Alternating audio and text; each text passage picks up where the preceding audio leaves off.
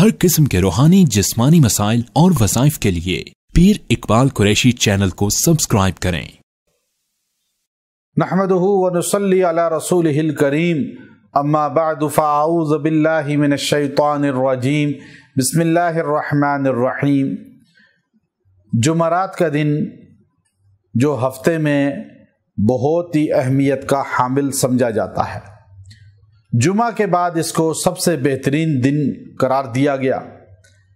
جمعرات کے دن کے بعد شب جمعہ آتی ہے، اور جمعرات کے دن انسانوں کے اعمال روزہ اطہر میں محمد صلی اللہ تعالی علیہ وآلہ وصحبہ وسلم کو پیش کیے جاتے ہیں۔ امام غزالی رحمۃ اللہ علیہ نے لکھا کہ انسان کے نام کے ساتھ پیش کیے جاتے ہیں، اس لیے جمعرات کے دن اکثر لوگ روزہ رکھتے ہیں کہ جب ہمارا نامہ اعمال یا ہمارے اعمال حضور علیہ السلام کے سامنے پیش ہوں تو ہم روزے کی حالت میں ہوں۔ جمعرات کے دن جو انسان یہ مختصر وظیفہ کرے گا، اللہ اس کو عزت عطا فرمائے گا، اللہ اس کو مقام اور منصب عطا فرمائے گا، نوکری اور رزق کاروبار کی ترقی عطا فرمائے گا۔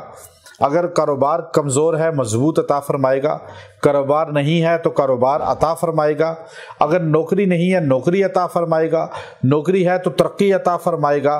انسان کو اللہ عزت دے گا، اگر عزت میں کمی ہے تو عزت مضبوط ہوگی، عزت بڑھے گی۔ انسان یہ مختصر وظیفہ جمعرات کے دن کر لے، جمعرات کے دن کسی بھی وقت یکسوئی سے ایک جگہ بیٹھ جائے اور یکسوئی کے ساتھ بیٹھ کر یا ذل جلال والاکرام یہ 313 بار پڑھ کے دعا کرے۔ ذل جلال ہوتا ہے، لیکن جب یا آتی ہے تو اس پہ زبر آ جائے گی، زال پہ، یا ذل جلال والاکرام۔ اگر یا نہیں پڑھیں تو پھر ذل جلال والاکرام ہوتا ہے، تو آپ کہیں گے یا ذل جلال والاکرام 313 بار پڑھ کے دعا کریں، اللہ آپ کو ساری نعمتیں عطا فرمائے گا۔ اللہ رب العزت جو ہے آپ کو یہ منصب عطا فرمائے گا اور آپ کی عزت بڑھے گی، اور نوکری نہیں ہے نوکری اللہ عطا فرمائے گا، کاروبار ہے ترقی عطا فرمائے گا۔ تو اللہ کے حضور جمعرات کے دن آپ سرخروئی چاہتے ہیں تو آپ اس وظیفے کو اپنا زندگی کا حصہ بنا لیں۔